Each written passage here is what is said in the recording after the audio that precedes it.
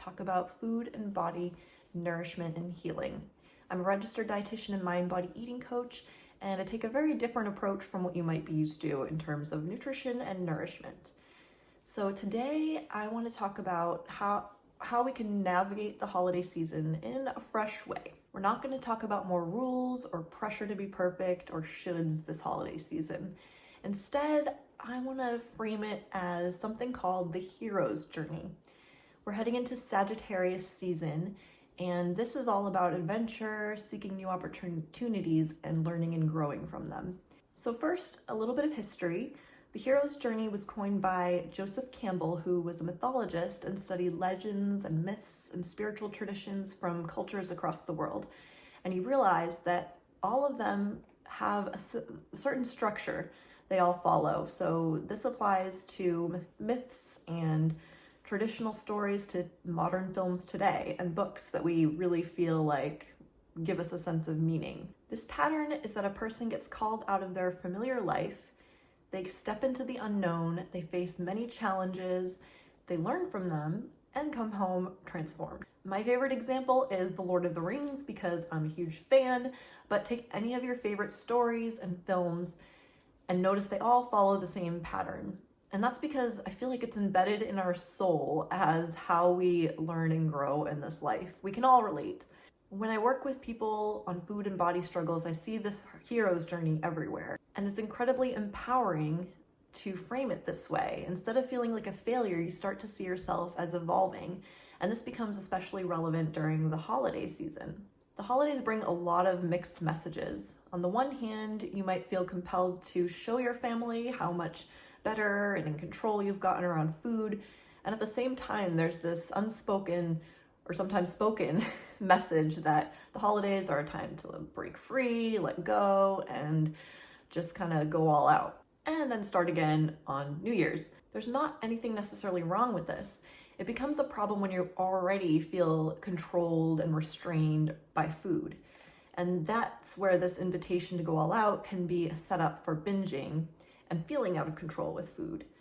So it can lead to something called the Last Supper phenomenon, where you feel like this is the last hurrah, and come New Year's you're gonna be very disciplined and never have any of this food again, and now's your chance, you better eat it all while you can.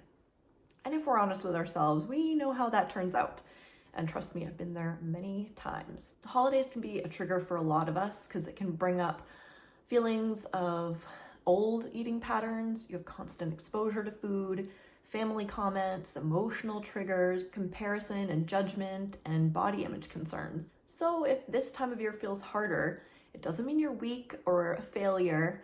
It just means that you're at the phase in your hero's journey where the tests show up. And tests don't mean you've done anything wrong. So let's walk through how this applies to you this season and how you can navigate holiday eating in a way that encourages intuition and power and freedom. Every hero's journey starts with a call. To you, it might sound like, I don't want to obsess over eating this year, I don't want to deal with the guilt, and I want to try something different. The call is often quiet, like a little whisper from your higher self. And if you're hearing that little whisper, then trust it. It means you're ready for something different. Crossing into the unknown. Trying to eat intuitively during the holiday season can feel like stepping off a cliff. Your old patterns say stick to the rules, don't get out of control, or make up for it later. But the new path asks for curiosity, patience, and listening. And of course, that feels unfamiliar and vulnerable.